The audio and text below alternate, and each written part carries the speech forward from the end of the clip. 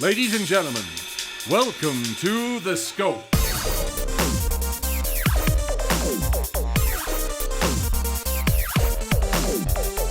And now, here are your hosts, Jared, Adam, and Shane.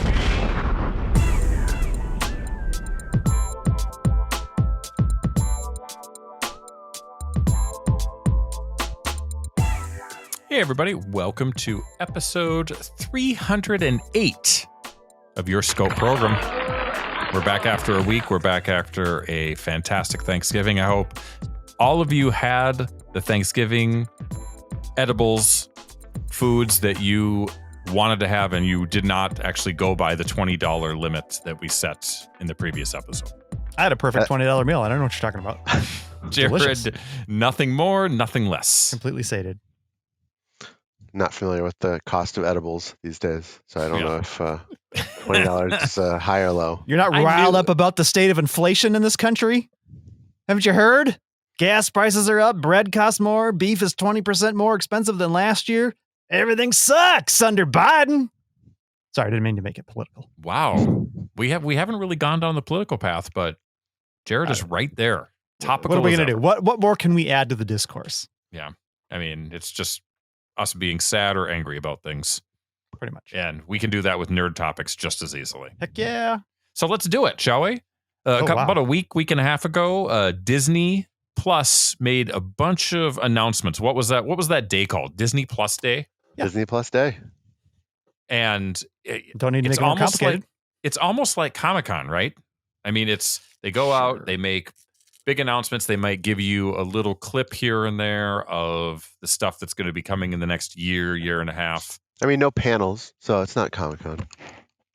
Did they do like a live event where they like someone like talking heads saying stuff? Because I just saw stuff on Twitter. I didn't really like pay attention beyond that. Yeah, I feel like that's probably what it was. It was just Twitter announcements, but it's possible they may have had a live event for certain customers. I don't know for sure. Let's. All right. We don't need to get to the bottom of it. I was just curious. We don't need to solve that mystery, but we can certainly talk about a smattering of the shows. Now, the shows. We're going deep. We're talking about everything. Okay, so we'll start with Jared's favorite movie, The Princess and the Frog, the original series. The remake of Cheaper by the Dozen, starring Gabrielle Union and Zach Braff. Jared, you've been waiting for this for years. Is this a thing? This That's is really real. A thing. That is real. Here's feels unnecessary. I'll read you the Given Disney. how inflation is going, I don't know that you can afford that dozen anymore. Yeah, it's not. It's more expensive by the dozen. Is what they should be calling it. Yeah. The Disney flagship announcements. So you got the Cheaper by the Dozen. You've got Disenchanted. That's the sequel to the hit film Enchanted, starring Amy Adams and Patrick Dempsey. Mm-hmm. Diary of a Wimpy Kid, animated. We've got Chip and Dale's Rescue Rangers, starring John Mulaney and Andy Samberg playing. That was a bit of a surprise, and people were hyped for it. We've got The Beatles Get Back. We knew that was coming, though. November 25th. Yep. And I said Let It Be. It's actually Get Back in the last show. We've got, this is the one that Adam is excited about, Hocus Pocus 2. Bette Midler, Sarah Jessica Parker, and Kathy Jimmy, which I never saw the first one. This one has always been a bit of a head scratcher to me. Adam, you're younger. Tell me about this film. I don't know. Who you want on to talk about this is friend of the show, Molly. Yes, this is a movie that she will record off of, TiVo, whatever DVR is called now, because everything's on demand. I don't know why she does this, but she will record it off of Freeform at the beginning of October every year and watch it. She used to make us watch it when we would do our bike bar crawl. Anyone thought of buying her a Blu-ray for a birthday or something? She probably has multiples. It's a tradition of recording it off Freeform. Yeah, I got it. I have seen the movie during that enterprise. Can't say I remember any of it. But there you go. It's something that just seemed like it was, it would happened. We forget about it, but for some reason, this one scratches that nostalgia itch for a very growing number of people. It's very strange. This is a movie that like at midnight movie type theaters show throughout October, throughout the country. So yes, Yeah, I mean there's there. an audience. But, Oh yeah, there's a lot of people who love this film. It's definitely not for us, but that's okay. Not everything is for us.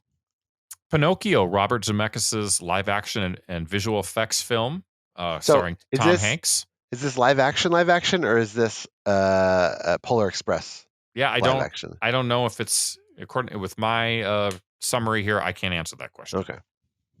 Well, it's got a big cast though. Tom Hanks, Yeah. Joseph Gordon-Levitt, Keegan-Michael Key, Lorraine Bracco. Fall of 2022. What else we got here? High School when Musical. Joseph Gordon-Levitt was always doing stuff? What happened? We had an Apple TV show that got canceled. Yeah. Come on. Oh yeah, Mr. Corman. Yeah. Baymax that follows Big Hero 6's Baymax, streaming exclusively in Disney Plus in 2022. I'm sure there's people who would like that. We've got some Pixar announcement, Cars on the Road, because we all love cars. There's going to be a new Cars series with Mater and Lightning McQueen heading out on a cross-country road trip. Again, not for us. A lot of kids love the Cars stuff, though. So here's interesting. It's something called Win or Lose. It's Pixar's first ever original long-form animated series. Each 20-minute episodes highlights the perspective of a different character as a middle school co-ed softball team prepares for their championship game. Seems sort of specific in terms of what you do in high school, but hey, what do you want? Let's get to the stuff that we care about. Marvel. Hey. Okay, maybe. Now, are you going right to Marvel and Star Wars stuff? Or are you done with Disney stuff? I'm done. Do you have a comment? Yeah. Go ahead. Yeah. Do you see this thing about a prequel to Predator? I saw something Isn't about it that. called Explain. Prey? It's called Prey. Yeah. Okay. And that'll be on Hulu, right? Yeah. Okay, I feel like they've mined the Predator franchise for all it's worth. None of it's actually ever been good, other than the first one. Arguably the second one, which is its own kind of weird thing, but Dana Glover and it's cool in there. But I think everything else has been very bad. So why do we keep going back to Predator? Well, who on earth wants a prequel to learn more about? Here, I'm going to read this. Set in the world of Comanche Nation 300 years ago, the action thriller follows Naru, the skilled warrior who fiercely protects her tribe against a highly evolved alien predator. This is called Disney bought Fox and has a bunch of IP, and they want to see what they can get to stick. Yeah. Yes, but also, why? I mean, I guess they got to fill up Disney Plus. They got to put content out there. Well, they're putting on a Hulu, which gotta fill up Hulu, which is where you put the more violent, adult-oriented stuff. I guess so. Okay, so you're also skipping X-Men? No, we'll get to that's part of the Marvel. Okay. I mean, last time we checked, it's part of Marvel. Yeah. Okay. Cool. Okay, so I'll just go down the list. The first thing, obviously, is Hawkeye. That just came out. Yep. Review. We'll have first 2 episodes will be out by the time this our episode of this podcast is out. Right. We'll have seen it. We'll probably have liked it. Right. Moon Knight, starring who, Jared? Oscar Isaac, your boy. Vigilante who suffers Duke from Leto himself. Identity disorder. Yep. Big. We've got She-Hulk. We knew about that. Starring Tatiana Maslany. Yep. Miss Marvel. And Mark Ruffalo. Yep. Ms. Marvel. Yep. Ms. Marvel. Come on. Kamala Khan. We've got Echo. That's a spin-off from a character that was in the Hawkeye TV show. Yep. We don't know yet. We don't yet know if we've actually met this character yet. How's that about talking about things that have happened in your world, but not in ours yet? Right. We've got Ironheart, which is essentially the next generation of Iron Man. Mm-hmm. Dominique Thorne is it Rory Williams, a genius inventor who creates the most advanced suit of armor since Iron Man. Here was a surprise that people were really excited to hear about. Agatha, House of Harkness. That was a surprise. Yep. Agatha comes back from WandaVision. My guess is that if there wouldn't have been the response to her, this show would have never happened. So good for them for making that happen. Here's a good one. Secret Invasion. Sam Jackson returns as Nick Fury with Ben Mendelsohn reprising his role as the Skrull Talos in this crossover. One little shot of a haggard Nick Fury. Yep. Guardians of the Galaxy Holiday Special. Starring the cast and written, directed by James Gunn, and this leads into the third Guardians of the Galaxy film. Yep. We've got a season 2 of What If, which overall I actually like that series quite a bit. We've got a Spider-Man cartoon, Spider-Man Freshman Year. It's animated that follows Peter Parker's road to becoming Spider-Man within the MCU. So it's going to be an animated version of a prequel of Spider-Man's life, Peter Parker. I Am Groot, original animated shorts exploring Baby Groot's formative years before becoming one of the Guardians, and a spin-off of What If, Marvel Zombies, which was one of the strongest episodes of What If. Mm-hmm. This animated series reimagines the Marvel Universe as a new generation of heroes battle against an ever-spreading zombie scourge. It'll be interesting to see if they keep it within the context of Marvel Cinematic Universe characters, or if they open it up to the broader world of Marvel heroes, since the comic books definitely featured everyone. So Fantastic Four, X-Men, etc., etc. I thought I had read it wasn't, and maybe you didn't mean spinoff in the literal sense, but I had read it was supposed to be geared more towards the comics. Okay, Marvel yeah, Zombies comics. Maybe they just got a good enough response where they're like, hey, we can go back and revisit this once more. And then, of course, what Adam had mentioned earlier, we've got X-Men 97. This is an animated series that follows the 1990s animated series with a bunch of new stories set in that universe. I mean, that came out like 93 or somewhere around there. I don't remember. I remember sitting in Jared's apartment on a Saturday morning, being so excited about this, and then watching it. It was like, this animation isn't that great. And then I never really watched it again. But again, this is sort of like Hocus Pocus. There's a huge generation of kids who are now grown up that absolutely love it, and they look back at it fondly, as they should if you're 8 or 9 years old. And and from what I understand, the show is going to pick up right where the other one left off. Yeah, which I mean, Adam, you were just probably wish fulfillment for a lot of people, which is great. Yeah, Adam, you were, probably slightly outside of cartoon age by the time this came out. But did you secretly like this, or is this one another one that you don't really care about that? It came out in 92, so I was 12. So it's like, I guess I was outside of the like Teenage Mutant Ninja Turtle range. But I remember the show like dealt a lot with their like interpersonal relationships, which I found boring. You want X-Men action, right? And there was, don't get me wrong, there was a lot of action, mostly fighting Sentinels and stuff, which I think at the time I was even like, Sentinels are boring, I don't get it. But the important thing to remember is this is the series where the Wolverine meme came from, right? Yeah. So they got to build off of that. Yeah. And that's the main thing to look forward to. And their announcement featured that meme. So I still, to me, that's what's interesting about this is Disney's first real shot at the X-Men. So for better or for worse, this is kinda, it's not really. But it's not like this is a Fox thing. This is a Disney thing using the X-Men. So who knows? Maybe it's a precursor to the X-Men starting to pop up in the MCU, which I don't think is going to happen. I think we're probably a good 5 years out from that. But my opinion, I think we have to be given their production lineup, right? And everything. So let's hit the Star Wars / Lucasfilm announcements. Much smaller list of things mentioned.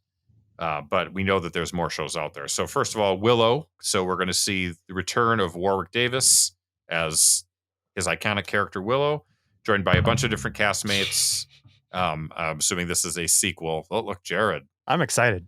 I've never even seen the entire first movie. I should own it. No, I've never seen all of Willow. So last Christmas, Mandy wanted to just watch like something fun and something she'd never seen before. And so for some reason, Outbreak. Yeah. And for some reason, I slightly was, like, less intense. I was going through like sci-fi stuff. She doesn't really like scary stuff, so I was like, Krull's not good. Lady Hawk, I was going through like that. Yeah. And I was Beastmaster. Like, yeah.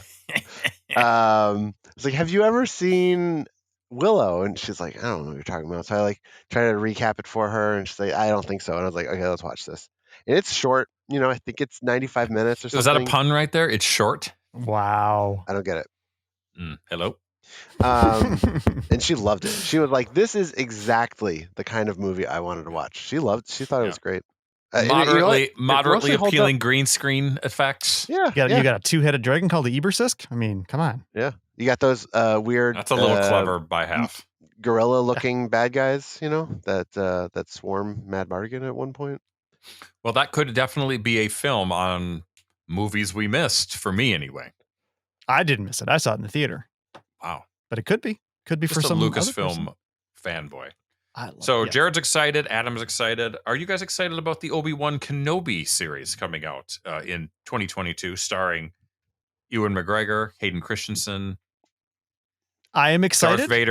Darth Vader, Obi-Wan, secret Jedi lightsaber fight. I'm excited. I'm a little concerned that they're really pushing this whole, let's see Obi-Wan, Kenobi, and Darth Vader fight again. It's like, well, they fought twice already. And it's sort of like made poetic sense in how we have it now. How are you going to justify this third battle?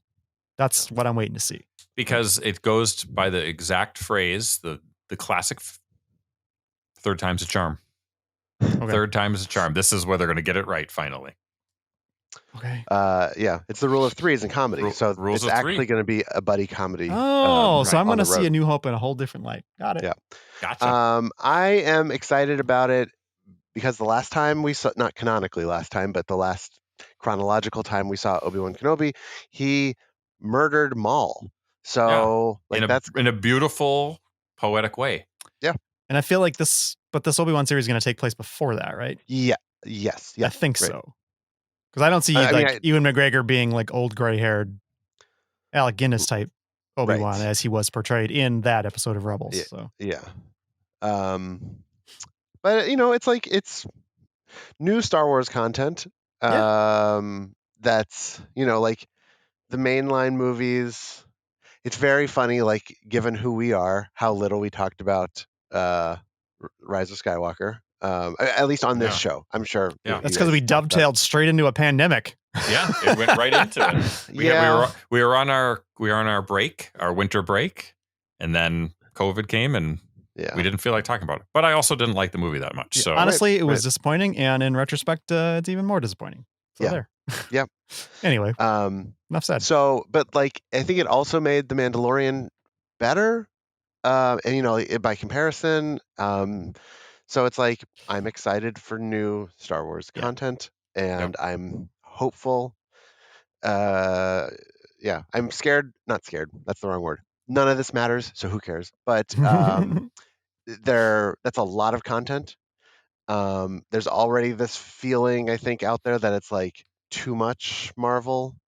I think that you're in a better spot with Star Wars, but also maybe people are burned out because the Star Wars rhetoric over the last, 7 years has been. I don't feel like it's too much Marvel. In fact, I'm having a hard time waiting for it all. I want to see some of these shows really badly. I think Disney's plan is to have new Marvel or new Star Wars all the time, right? Yeah. Yeah. I mean, try to fill up that space all the time. They paid a lot of money for him. Right. So you're going to run through Hawkeye right into Book of Boba Fett. Yep. Yeah. Which, and that's it. To be clear, I'm excited for that. I'm looking forward to that. I hope they're all good. I just wonder if what the hit rate is going to be, it all can't be The Mandalorian season 1 in the sense. I mean, I love both seasons, but season 1 was so exciting to everybody. It's not all going to be that, Yep. I mean, not everybody loved the Eternals, for instance. So, there's going to be misses. And with Marvel, or, compared to Star Wars, they can't even get a movie made at this point. We've got Rogue Squadron delayed, maybe shelved is what I'm hearing. Maybe shelved. A lot of big talking. Ryan Johnson's trilogy shelved. There's really no other movies in the pipeline at this point. Yeah, there's nothing. So I think, hey guys, I think Kathleen Kennedy might not be good at this. That's my feeling on this. Yeah.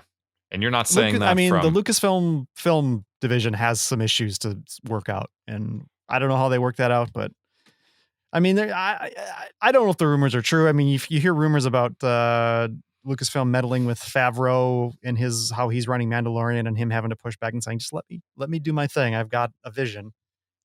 Maybe you let Favreau do his thing. Maybe he's the Feige of the Star Wars world. And I absolutely think they should. I think Filoni and Favreau, let them give them the keys because they know what they're doing.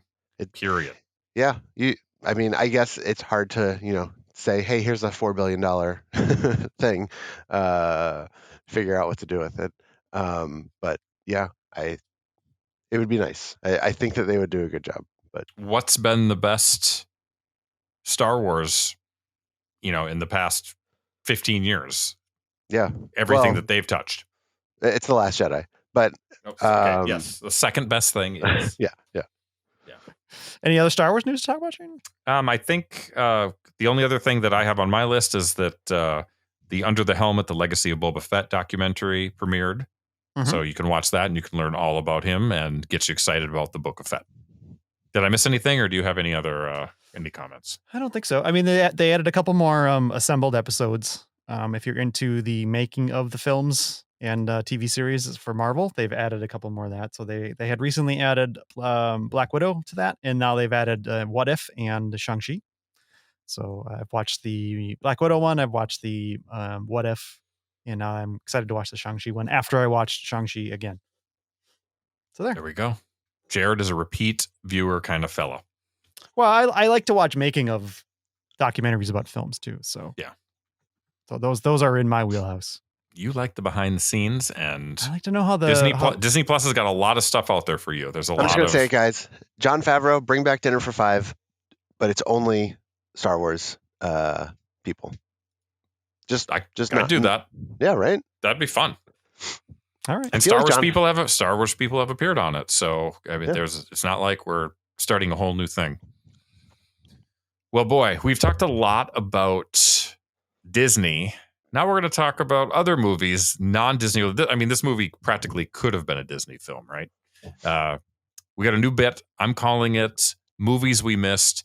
We're going back and we're reviewing films that one of us never saw for whatever reason or another. And I'm pretty excited about what we'll be talking about in the B block. And we've also got Adam and his coming soon, leading us right into that holiday season. Very, very exciting. So you usually skip it, but you probably don't want to skip this one. This is the one where skip. Adam really, really makes it worthwhile. Adam put like a 7 or 8 effort into this time around. It's big. That's good, though. 7 or 8's great. You want to leave some reps in the tank. You don't want to burn yourself out. You can't go to failure every time. Yeah. That's like a Shane 3, but still very, very good for Adam. Right. Take a quick break. We'll be back with more of episode 308 of your Scope program right after this. Stay tuned.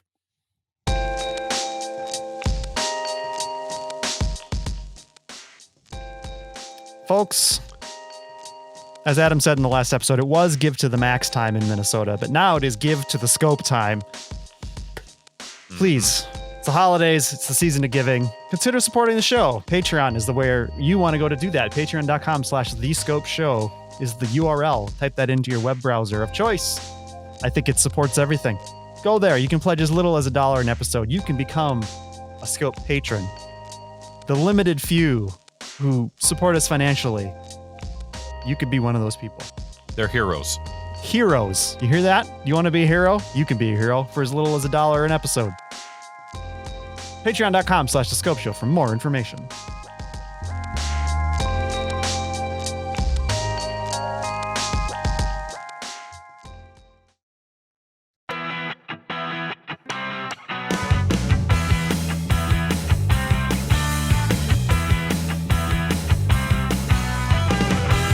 Hey everybody, we're back. Jared, is it Thanksgiving? Because that's Thanksgiving music by my ears. That's it's a non-denominational song I play anytime I don't have the proper music bed to play. I love it. We're back, everybody. Today we've got a heat-seeking missile of fun. I don't know what that means, but we're getting into it. It's a brand new bit, Movies We Missed.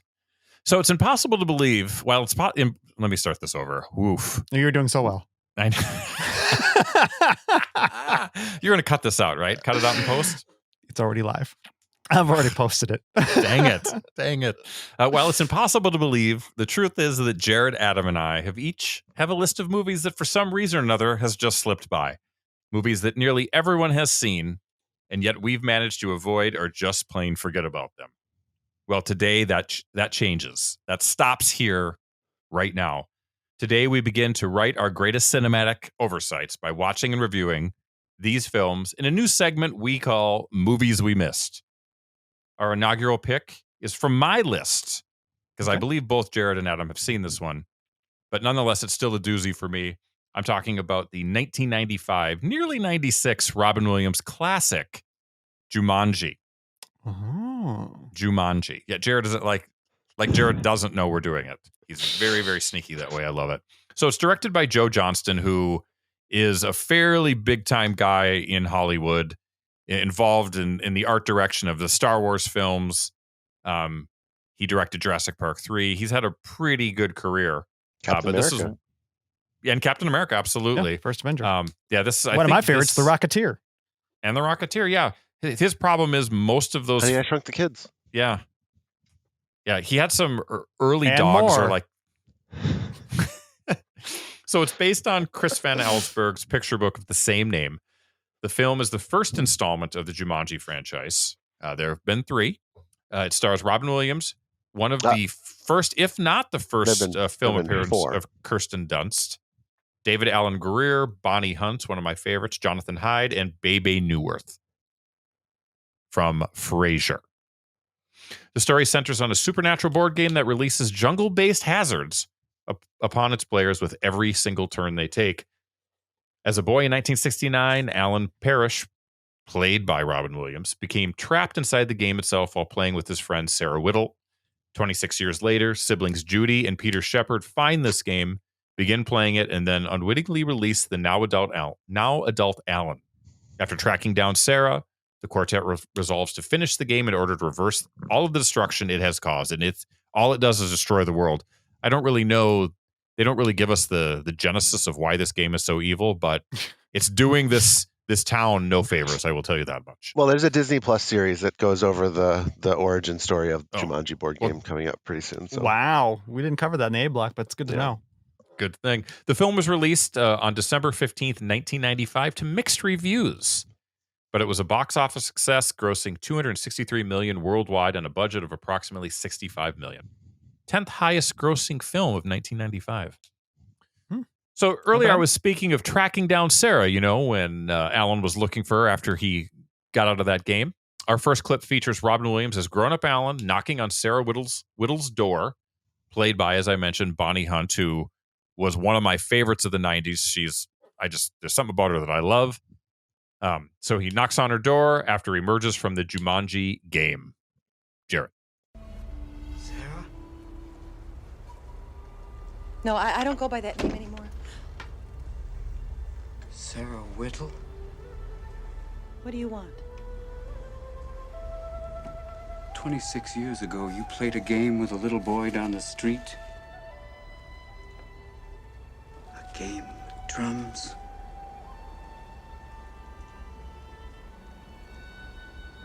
How do you know that? I was that little boy, Sarah. Alan.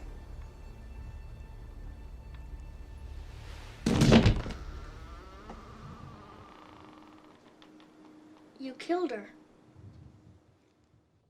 She fainted. Theater of the mind, everyone. Theater of the mind. Hey, we've got one more clip. In this scene, Alan rolls the Jumanji dice and finds the floor becoming far less stable than he'd like. Beware the ground on which you stand. The floor is quicker than the sand.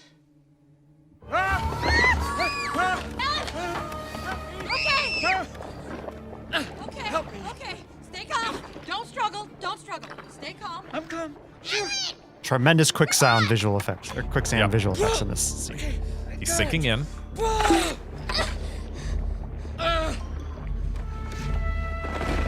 calm. Come on! Oh, good.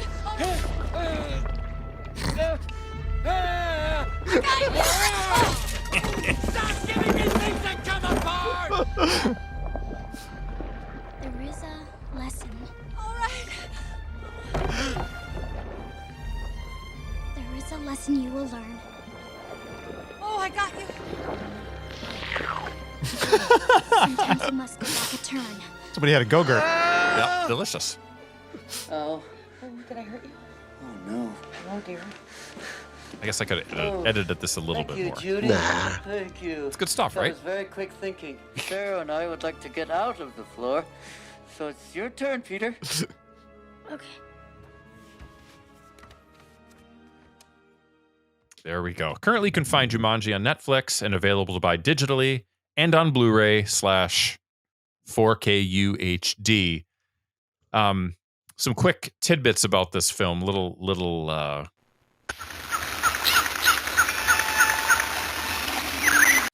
Sorry, I found my great grandfather's old '78 records and decided to put one on the gramophone. Very nice. So TriStar Pictures agreed to finance the film on the condition that Robin Williams plays the starring role, but Robin did not like the role based on the first script he was given. It was rewritten a few times by Joe Johnston and the writer of the original the kids' book himself, and Williams eventually accepted. But Joe Johnston had reservations over casting Robin because he likes to improvise, and the problem is that it was a tightly structured story, and they were worried that Robin would not be able to handle that sort of pressure. And he understood it and actually did it as written.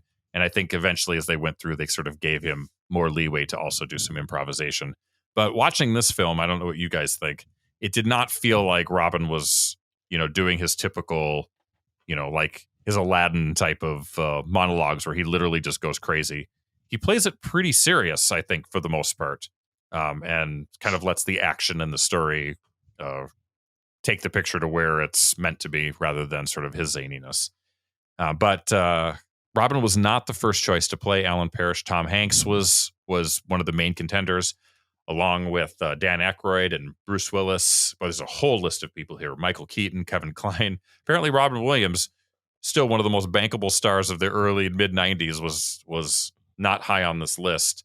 But Bruce Willis was unavailable because he was working on the classic Die Hard with a Vengeance.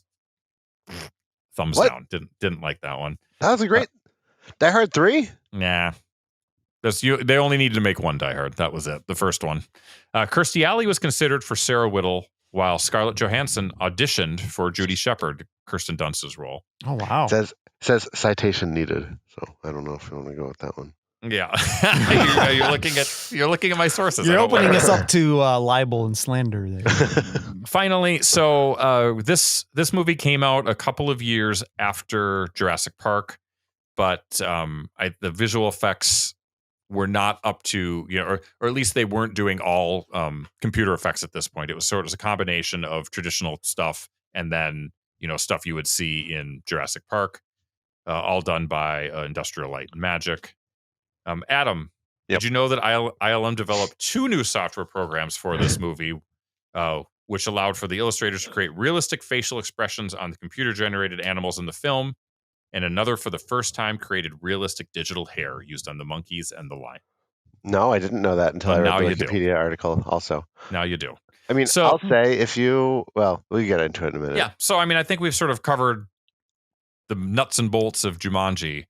What did you guys think, initially when you saw that film back in the day and then watching it now for this What We Missed segment? Shane, I have a big surprise for you. Go ahead. I told Jared this already. I went into this with this idea that I already watched this movie and I was going to, update myself on it. So I, popped it on last night, and 10 minutes into the movie, I realized I've never seen this movie before. So we got 2 birds with 1 stone with this. I love it. It's like I knew the story, I know what's happening. So I absorbed it, through years, but it was new to me too. And it's hard to watch as, this is not aimed at us, right? Even back in the 90s, it really wasn't aimed at us. Right. And I'll say the year after, I thought the effects were all bad, but it's like, well, it was the mid 90s. Independence Day came out the next year for effectively the same budget. And it's like, they're different creature effects, I get that. Yeah. I rewatched Independence Day last year.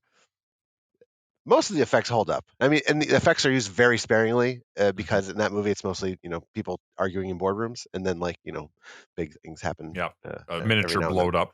Yeah, right. It's miniatures, but that movie looks good.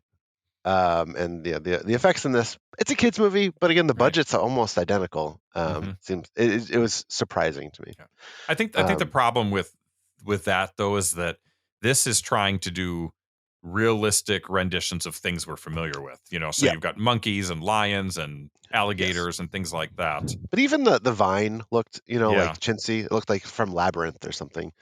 But it's like, classic kid story sort of thing. I was surprised it's a PG movie because like one of the very first lines is about how this little boy who's a sixth grader, we learn later, I think. So he's 10 years old, was murdered by his parents and chopped up into little pieces and hidden in the walls. Right. Yeah. This movie, if there's anything that's consistent, is a dark undercurrent all through, murders and children in peril and it's and a lot of gunplay, which I think is, a bit more common and accepted back in the 90s. But I mean, for whatever reason, there's like this big game hunter that's trying to kill.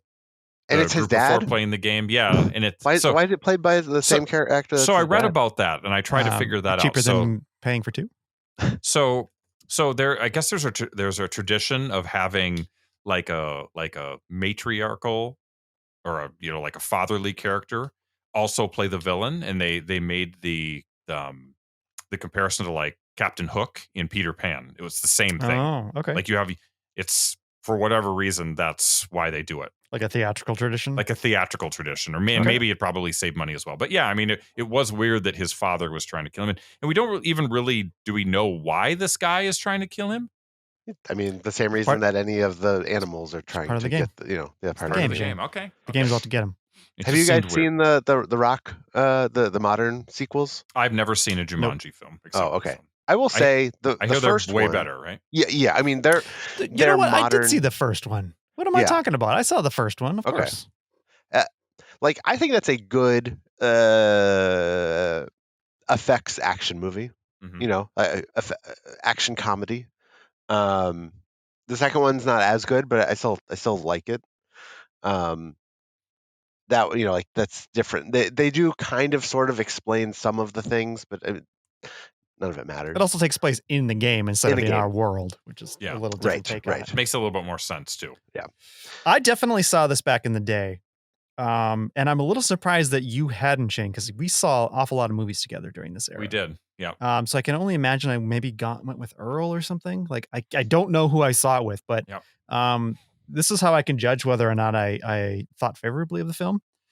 Is because I bought a lot of the movies I liked on home video back in those days. And I don't own Jumanji on DVD. So that is probably an indicator of what I thought of the film. And I'm pretty sure maybe 95 was DVD out then? No. Nah. So it would have been VHS, and I definitely didn't buy it on VHS. Yep. So yeah. So it was, I will say that this sort of sits in that. It's an interesting film from a special effects standpoint in that it's really, Jurassic Park started, but it's still really at the beginning of CGI creature work. Yeah. But it's kind of at the peak of animatronic creature work. And I thought the animatronics were fantastic in this. Like some of the lion stuff was like, oh, that's really good. Like that looks real. That's true. And there was a plant, that was sort of like Little Shop of Horrors, which was, there. And, I was telling you, Jared, when I watched this initially, I gave some of the CGI animals a pass because, you have these weird animals that are coming out of a book, which is sort of fantasy-like, and it didn't necessarily need to be super realistic, but there are other elements in here, especially like that quicksand scene, for instance, where Robin Williams is sort of sinking into this wood floor, and it just looks terrible. It doesn't look good, and it's not necessarily because it was executed poorly. It's just the technology was not there for something like that to happen. So they're creating like stuff. That's an example of like, I think a scene that they probably just shouldn't either not do or just completely change how you're doing it. Right. I think that like the floor could turn into quicksand. Like you'd actually be in quicksand. You cut away and all of a sudden it's quicksand. Rather than being liquid wood. Yeah. Yeah, it almost looked like a Nintendo 64 demo or something. Like, hey, we did something like that on. Remember when Mario jumped through the mirror on Mario 64? Let's do something like that with the floor. I mean, that's sort of what it looked like. Yeah. On YouTube, there's always these like worst effects in movie history, and like the whatever those guys that do the Collider guys do those VFX reels, and that one and the Escape from LA are kind of ones that I think are kind of commonly used as like examples of bad visual effects. But it's like, what do they have in common? They're both mid '90s movies. You know, I think that people were trying things. Yeah, they just trying to get away with stuff, and right. So yeah, like I said, it's hard to like judge based on that, and you know, at a certain point, like why the audience that this was for at the time, they didn't care. You know, it's just it's a fun romp. Yeah, and it's that stuff back then, people have never seen anything like a lot of that stuff. So you hold it to different standards than what you hold it to now. Yeah. The other thing about this is that, you know, it has a pretty capable cast. I mean, all the child actors are capable. Robin Williams and Bonnie Hunt are, you know, by any, you know, measurement, very good actors. But I don't think that the script did them any favors. Like, you know, they didn't find that sweet spot for what makes Robin Williams funny.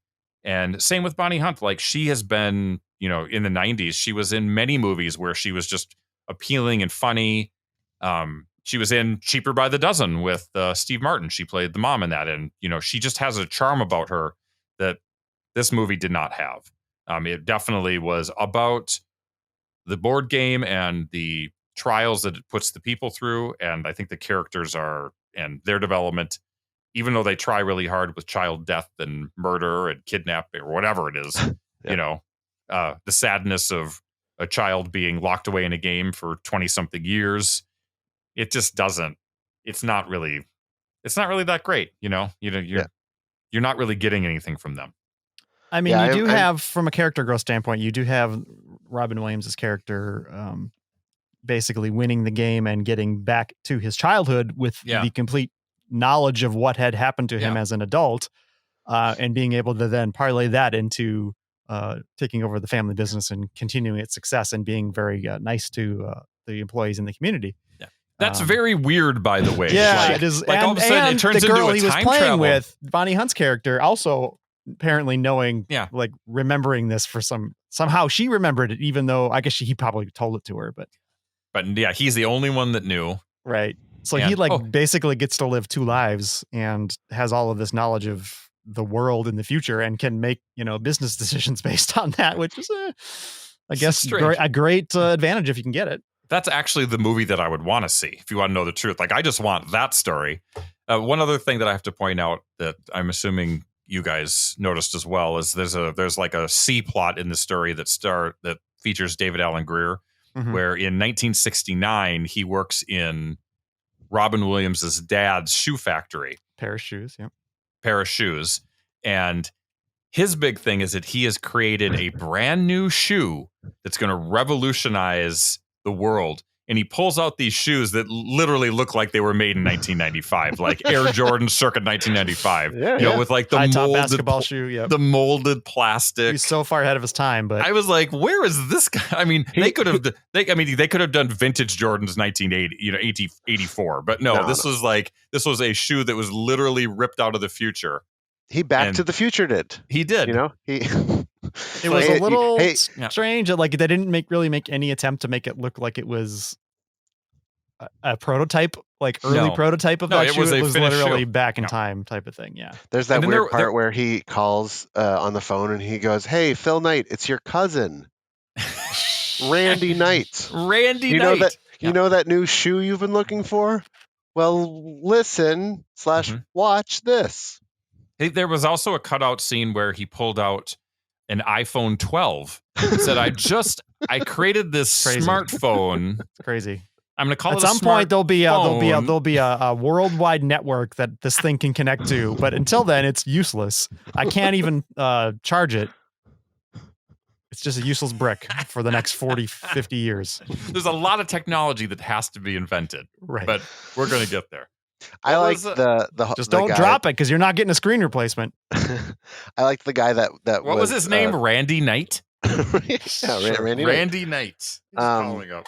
The squatter in the shoe factory who like just knew Oh, everything. right. Yeah, that was weird too. Like there was a very put together squatter who had like a whole beautiful I'd probably live there. I'd go camping there. Robin Williams is like, do you know? And he says his dad's name, and he's like, oh yeah, I see them on Adams Street all the time.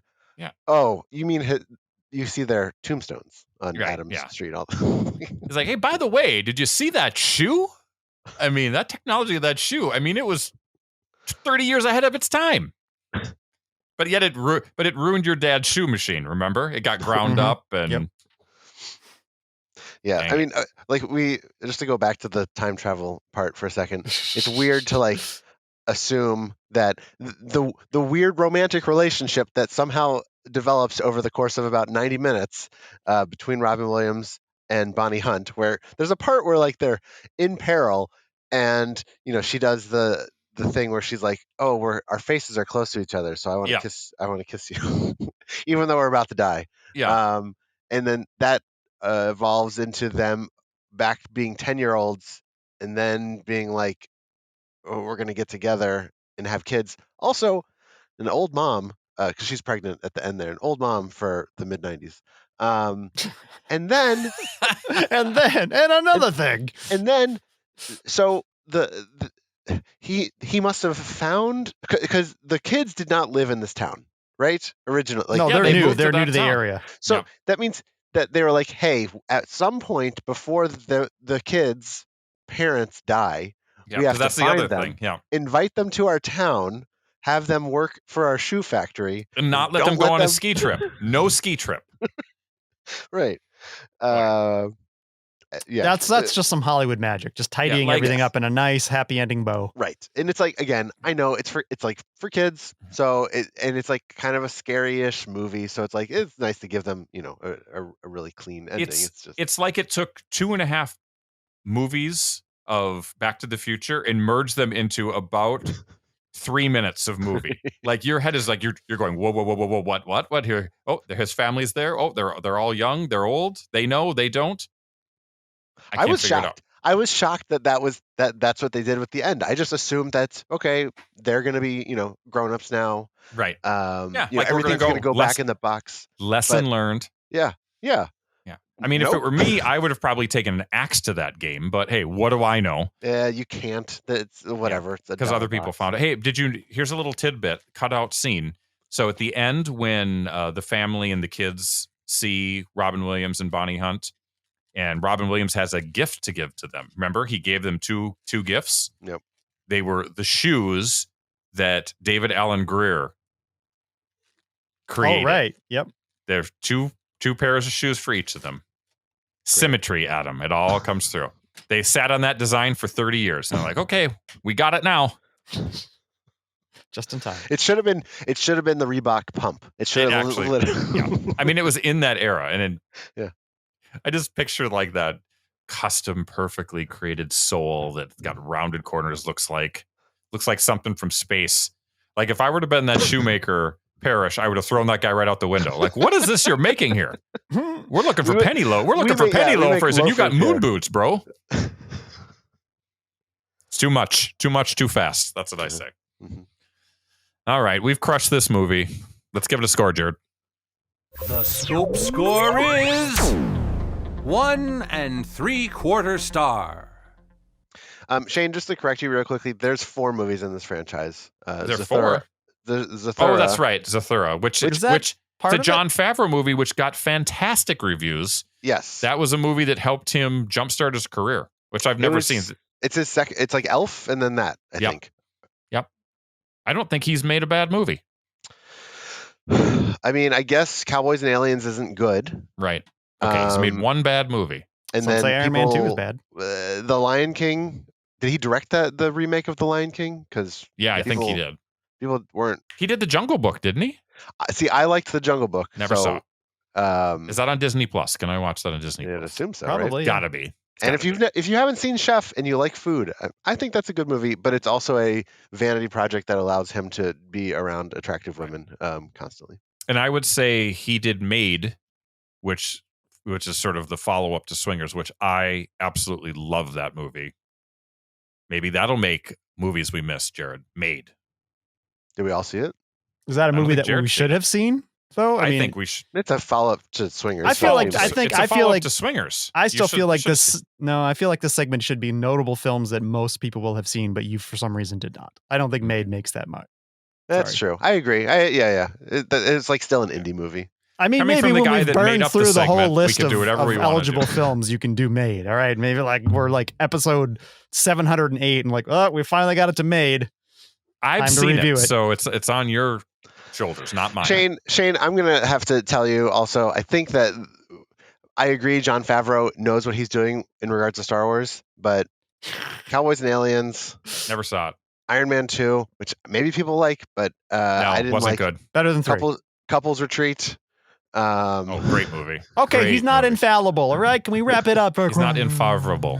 Here we go. Nice. Time All together. right. Thank you. You want to get us out of here? I'm thinking about it. All right. Okay, get us out of here. We'll be back. 3 geeks on the internet. WSCE. Under the scope. Yes, indeed, it's Under the Scope and coming soon.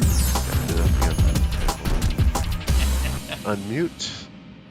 Unmute. I like how you voice over all of your actions. Unmute, flip over script, read first sentence, and proceed. Okay, Adam, is this coming up? This is the following week or 2 weeks after last week's? it is the following week. These shows are back to back. Perfect. We've got the aforementioned Diary of a Wimpy Kid on Disney Plus. We have a Netflix animated movie, Back to the Outback, an Amazon movie, I guess, sci-fi thriller called Encounter, and it's got Octavia Spencer in it. She's the only one I recognize. And Flea. FLEE or FLEA? EE. So I we're don't running. Not the basis. Okay. Like, this is the weird week because next week is like Don't Look Up, West Side Story. Maybe those are the only 2 real big ones. Yeah. But and then Spider-Man the following week. So this is kind of just this in between week for movies. So that's movies. I realized I guess I didn't really do TV during this whole thing, but It's just there's a what are you constant gonna do? flood of TV. It's hard to keep track of it all. Yes, music. We've got stuff from Of Mice and Men. I've heard of them. That's it. The only one I've heard of. Devin Townsend, Arca. Khalid. Okay, no, I've heard of Khalid. Keep it on Adele's that list. Adele's follow up to her Are follow they up. broken up by region? Is there UK music in this? I don't know. I already closed it. So if you have one, Wait, this guy moves fast. yeah. Okay, and then video games. We are at the end of the year, and you know what that means? No video What? games. Nothing. There's like some things with weird words I can barely pronounce, like Dragonropa Decadence. Those are, we love it when you read those. That's a Switch visual novel. That sounds terrible. How about Dire Uku, Agents of Sukataran, which is a Nintendo Switch I visual think you novel. forgot to set your location to the US. You're getting Japanese releases. Yeah, that's kind of where we are with stuff right now. So again, wait till February. Lots of good games coming out. Things are going to be, a lot of delayed games. Yeah. Well, All right. I'm sure we might talk about some of our favorite games in the coming weeks, but we don't need to do that now. But then again, Adam and I both have giant stacks of games yet to be played. So we might be talking about like Halo 2 and Ms. Pac-Man. Hey, I wanted to mention, Shane, you One have last thing. you have Xbox whatever their service is, right? Where you get good games actually now. I just have the basic service, so I can play online, but I do not have the Game Pass. No I mean, Game I Pass. actually have a year's worth of Game Pass that I bought for sales, but I just haven't activated it yet. Okay. So I was gonna say if you're into deck builders, Monster Train is on that. I got it for the Switch because I don't have an Xbox, but Monster Train's real fun deck building game that is on Game Pass. There we go. Hi. Regards from Adam. Let's wrap this sucker up, Jared. Under the scope. Alrighty, sir. Take it home. You can feel it. Scintillating. Time to wrap it up. Episode 2 of the Arc. The arc. Getting late. Tight. We did a couple of tight shows. Yeah, tight. First one was over an hour. This one is going to be just about an hour. So, tight. We're getting better every time. As it were. Folks, I'm not going to waste your time. We are tired. It's late. It's Tuesday night for us. It's almost 10 p.m. Central. We're old men. Time for bed. So if you want to write in, comments at thescopeshow.com is the email. If you want to call in, 612-21-SCOPE, that is 612-217-2673. Or you can reach out on Facebook or Twitter. Those links, along with the link to our YouTube channel where you can watch the video that we casually produce for you every time we do one of these episodes. Those links are at the website, thescopeshow.com. If you want to keep the Scope train rolling, chances are it's going to roll on without you. If you want to pilot, I'm going to put this up as a perk, I think, on Patreon. If you pledge $10 an episode, you can drive my custom bespoke gravy boat. I'll let you do it. I'll let you toot the horn. Patreon.com/thescopeshow. $10 an episode. Gravy boat. Driving privileges for you. I'm going to be there to guide you, to show you what to do, because I know most of you haven't driven a tugboat before. A gravy boat, sorry. It should be fun. We'll drive around the channels. I don't know. Back to you. The channels? What is this? You trying to do my job? What's going on? I just pull up an app. I don't need a soundboard. I don't need tabs. It sounds great. Doing a great job. A+. All right. Fun is over. Let's wrap the sucker up. Jared, Adam, great job. We'll be back in the middle of December with more Scope. Until then, bye for now. Ladies and gentlemen, we find ourselves once again at the end. I hope you've enjoyed our time together. I know I have. Fear not, Scope faithful. Days shall pass as if they were but a moment, and Jared, Adam, and Shane will return with another thrilling episode. Until then, send your comments to comments@thescopeshow.com or leave a voicemail message by dialing 612-21-SCOPE. That's 612-217-2673. Thanks for listening, faithful fans. This is Tony Partington saying, how do you say goodnight in Russian? Tune in next time to another terrific edition of The Scope.